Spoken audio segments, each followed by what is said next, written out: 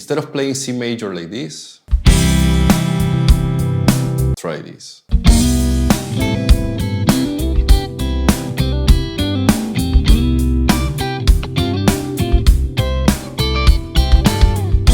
Now for this example, C major is going to be the 1 chord in the key of C. So I'm going to start by harmonizing the C major scale using triads. The idea here is to borrow some of these chords and play them over C major. So for this example, I'm going to start with this C major second inversion, strings 2, 3, and 4.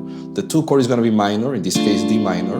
The 3 chord is going to be minor 2, E minor. Then I'm going to go to a 4 chord F major, 5 chord G major, 6 chord really important, the relative minor, A minor in this case, 7 chord B diminished, and we're back on the 1 chord C major. Now if I play the 3 chord, in this case E minor, and I put my bass on the 1 chord, I'm going to have the 1 chord major 7. So I have a nice formula here, the 3 chord with the bass on the 1 chord major 7. Now for this example, I'm starting on strings 2, 3, and 4 with this E minor, first inversion. If I put my bass on C, C major 7. I don't need the root, so I'm just going to play the triad. Then I'm going to this C major 7 chord. Here I have the second inversion, C major, strings 2, 3, and 4. I'm going to double the octave, 8th fret of the highest string, half step down is that major 7. Now this C major 7 can also be an E minor spread triad. If I don't play the G string, I'm going to have these notes.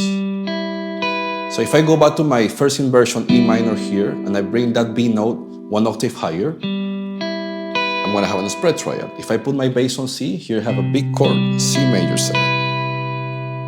Then after playing the C major 7, I'm going to just play the A note, 5th fret of the highest string. That's the 13th of C. Then I'm going to go to the relative minor, right? C major is the 1 chord, half step below is the 7th chord, whole step below is the 6th chord. And I'm going to think about the A minor pentatonic to add some fills here. So the first thing I'm doing is just playing some double stops using intervals of 4s, like this.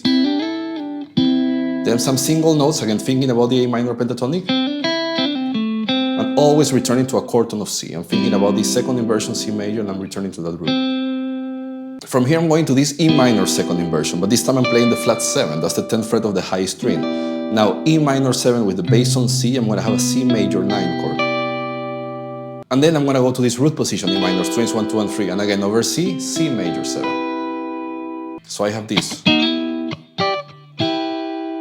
Then I'm going to go to the 4 chord and the 5 chord, in this case F major second inversion over C, I got the root, I got the 11, and I got the 13. And the 5 chord G majors over C, I got the root, I got the 9, the 5th, and the major 7.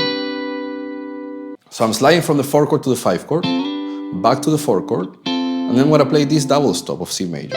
Here you have the root and the 3rd.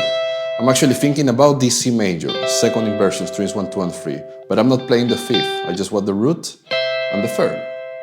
So I have this. And then to finish, I'm going to this C major, first inversion, and this D minor, first inversion too. So C major, of course, over C, I got the triad, but D minor over C, I got all the extensions here, the 11, the 13, and the 9. So I'm just doing this. If I put all that together, at the end I have this.